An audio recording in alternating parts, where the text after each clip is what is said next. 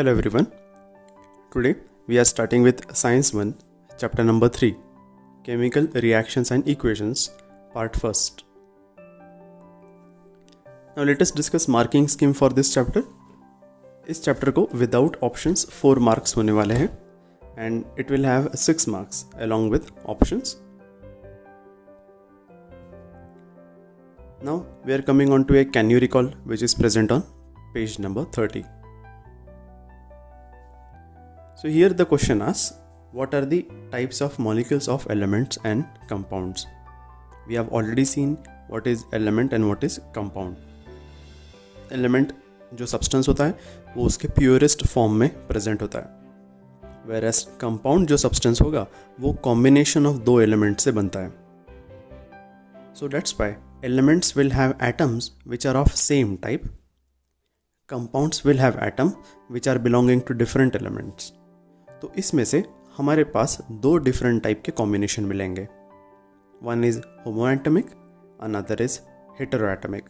Homo refers to similar, same. Hetero refers to others, different. Just for a clear understanding, oxygen molecule can be called as homoatomic. जो same atom से बना है उसे हम होमोएटमिक कहेंगे. This is O2 molecule. It is made up of 2 atoms of oxygen. And then comes water molecule. Water molecule is an example of heteroatomic. Heteroatomic का reference हमने जैसे देखा, it is belonging to elements 2 or more coming together to form a compound. So here you can see 2 atoms of hydrogen have combined along with 1 atom of oxygen to form an H2O molecule. Our next question is, what is meant by valency of elements? हमने valency के बारे में definition देखा था. Valency is defined as combining capacity of an element. अगर एक element को दूसरे element के साथ combine होना है, एक bond form करना है, तो वो एक अपने capacity के हिसाब से combine होगा. ये कैपेसिटी डिफाइन करता है कि कितने इलेक्ट्रॉन्स वो डोनेट करेगा, शेयर करेगा या एक्सेप्ट करेगा. That's why the definition of valence is capacity of an element to donate, share और accept electrons to form a bond. It is referred to as its valency.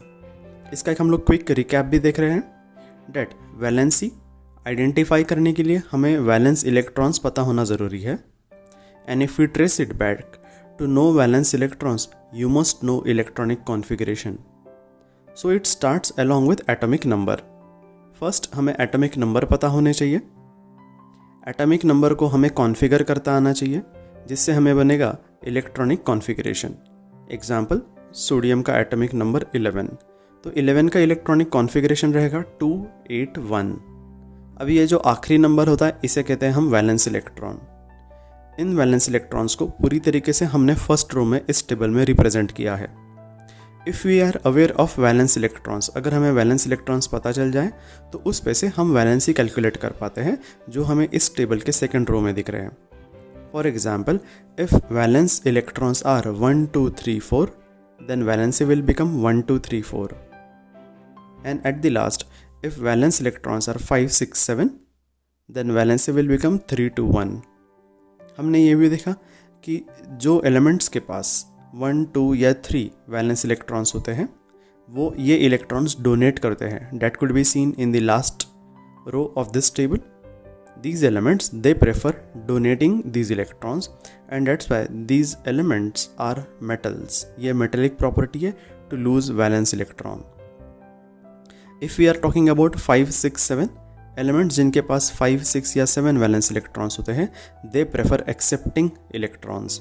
That is 3 2 and 1. So this tendency is non-metallic character. Non-metals की property होती है electrons को accept करना. And then comes an element along with configuration 4 as its valence electron. It will not prefer to accept or donate. It will go for sharing. और इसका हमने example देखा था कार्बन. That's why कार्बन का कभी भी C+ या C- का आयन हमें फॉर्म होते हुए नहीं दिखता. It goes for sharing. Last column है 8.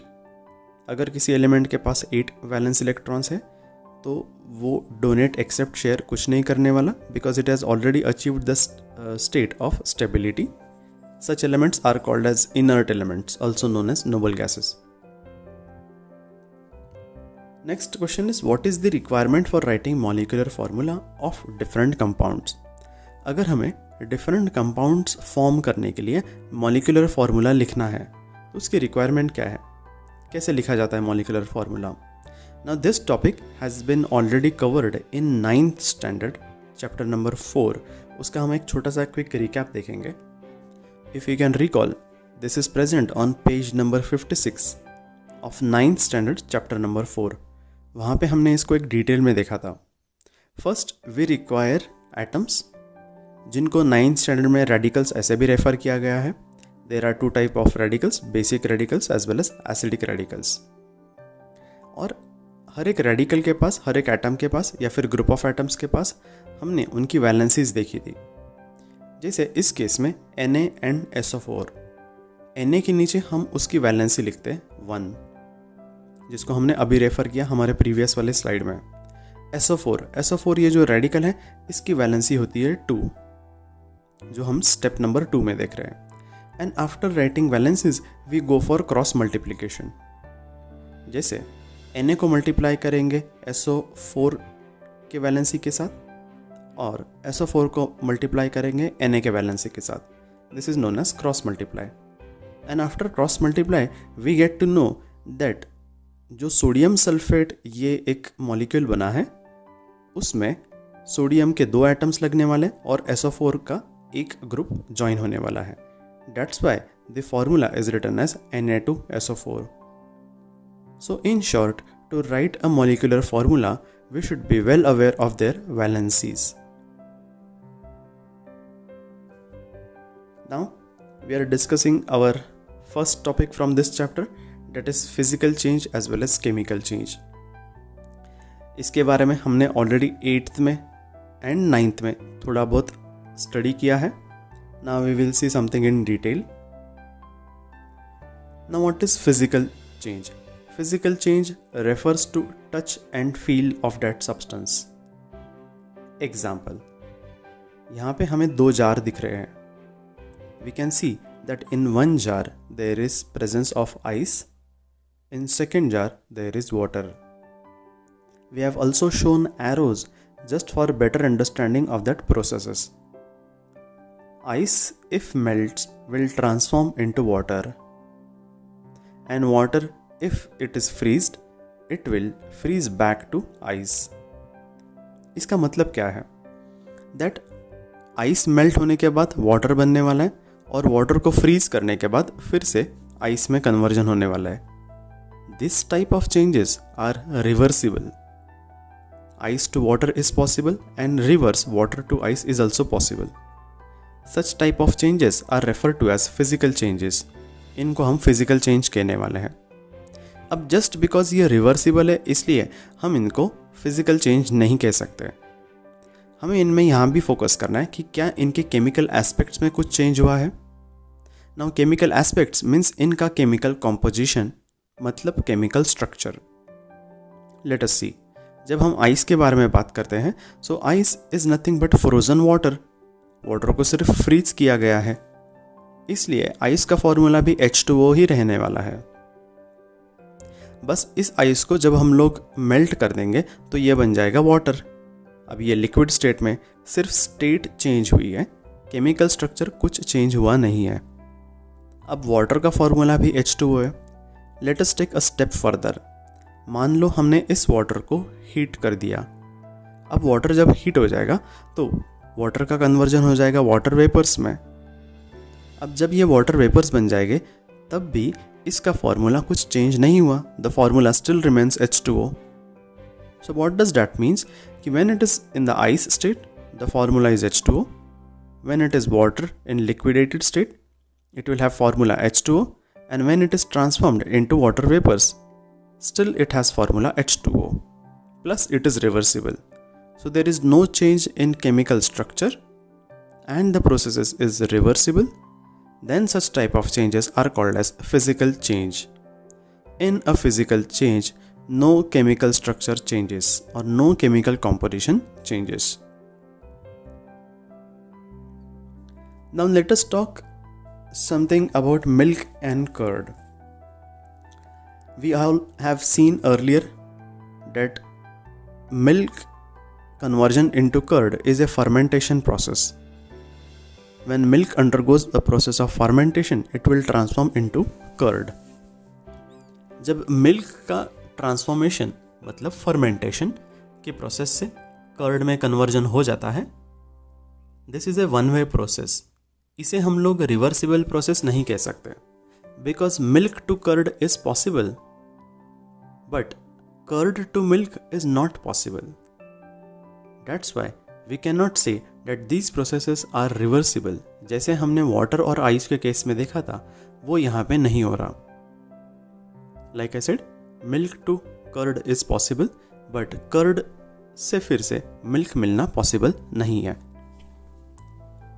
In 9th standard हमने ये देखा था that when milk is transformed into curd, it occurs due to a bacteria which is called as lactobacilli. Lactobacilli will convert lactose sugar that is present in the milk into acid called as lactic acid. तो यहाँ पे हमने देखा that lactose sugar, which is nothing but a form of carbohydrate, is transformed into lactic acid. This type of change is called as a chemical change. Converting lactose into lactic acid is possible, but transforming again lactic acid back to lactose is not possible. Lactic acid से फिर से lactose sugar मिलना ये possible नहीं है. That's why हम इस change को केमिकल चेंज कहेंगे. Two aspects. First, it is not reversible. Second aspect, chemical change, chemical structure has also changed. And that's why this type of change is referred to as a chemical change. Now we are having a small activity which says about identifying a physical change as well as chemical change. This is a nice but important question. अगर हमें सिर्फ identify करने के लिए आता है that refer whether these changes are physical change और chemical change, तो ये हमें 2 मार्क्स के लिए पूछा जा सकता है. Right, there could be just 4 options.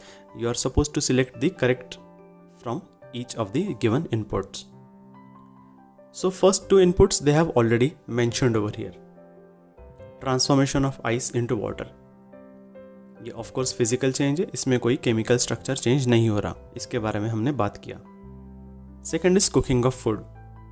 So definitely cooking of food is not reversible process और इसमें केमिकल स्ट्रक्चर भी चेंज होता है because you are heating it, you are combining it along with some other substances. That's why it will form all together a different substance and hence it will be called as chemical change.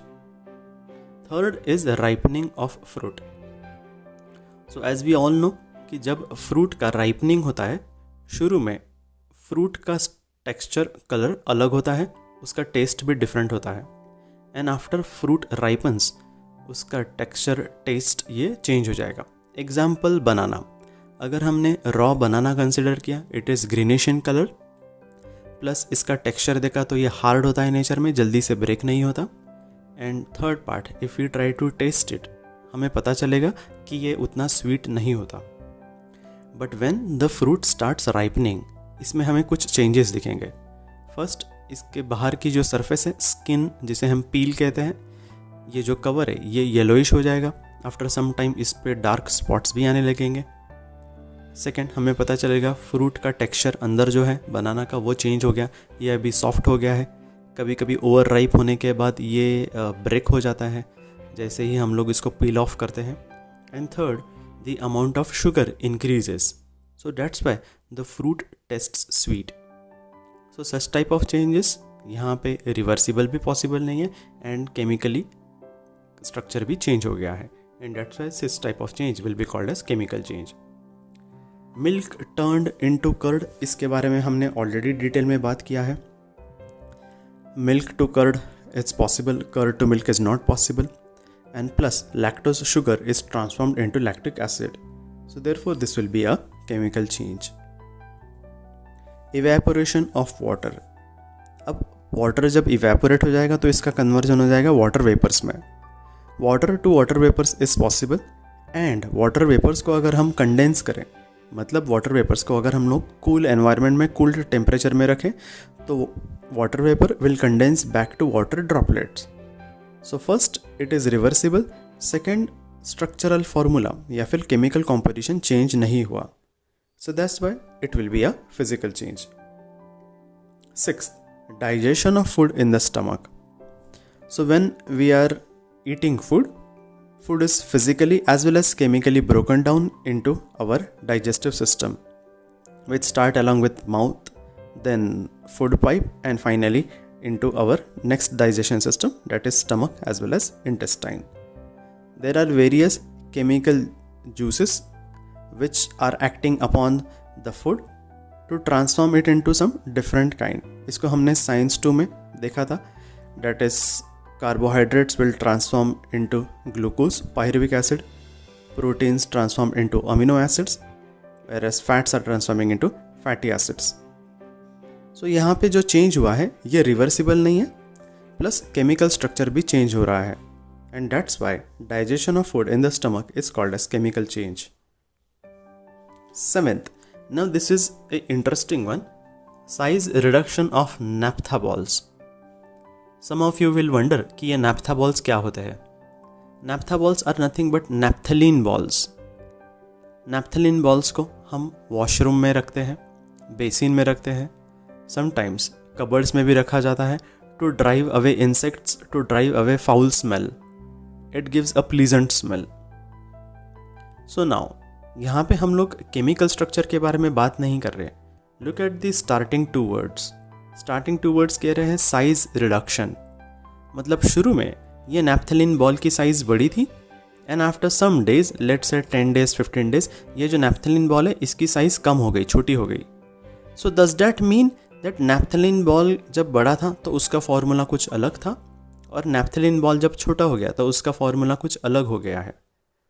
So no, दोनों के फॉर्मूले same होने वाले हैं.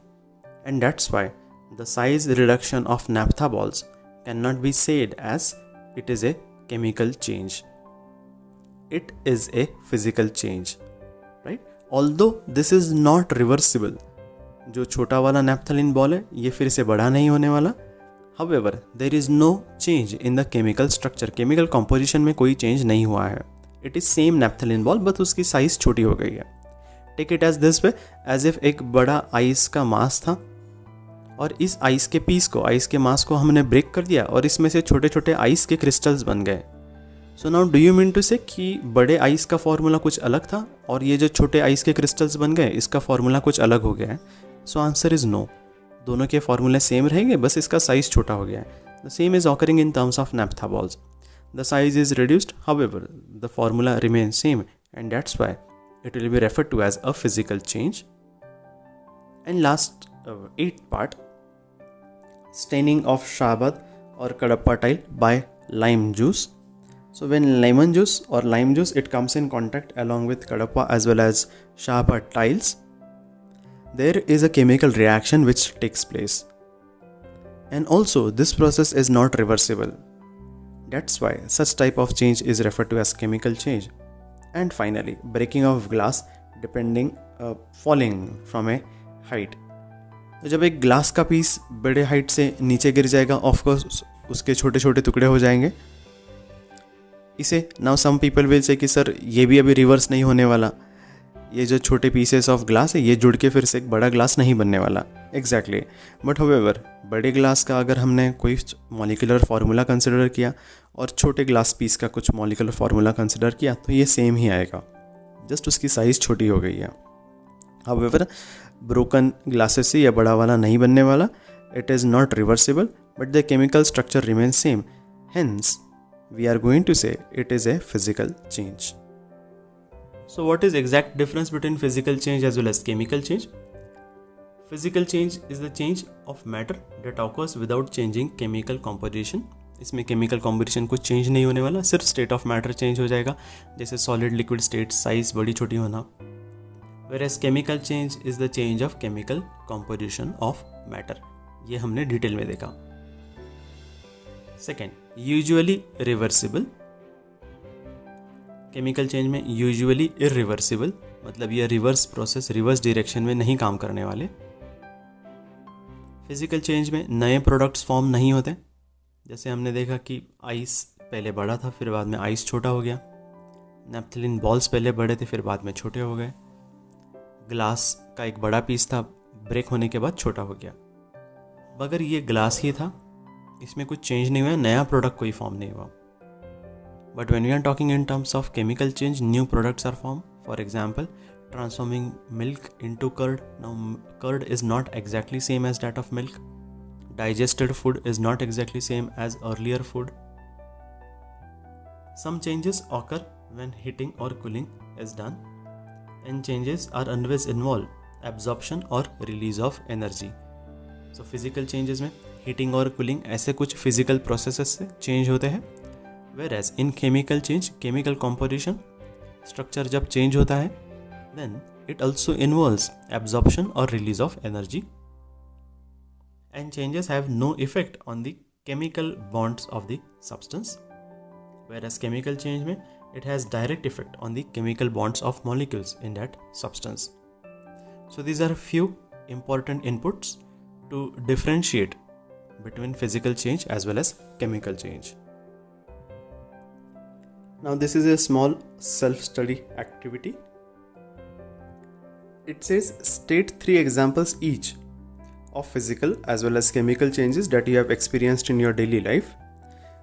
हमने हमारे daily life में अगर कुछ फिजिकल और केमिकल चेंजेस ऑब्जर्व किए हैं तो उसके हमें एग्जाम्पल्स देने हैं. 3 from physical and 3 from chemical. एक एग्जाम्पल दे देता हूँ. Example, rusting of iron. जैसे अभी मॉनसून का सीज़न चालू है, तो इसमें अगर आयरन का कांटेक्ट वाटर और एयर के साथ होगा तो आयरन की सरफेस डिग्रेड हो जाएगी, ख़राब हो जाएगी, जिसे हम कहते हैं rust. Such type of changes reversible नहीं होते. That's why rusting of iron is termed as chemical change. ऐसे हमें different physical and chemical changes record करने हैं, बताने हैं.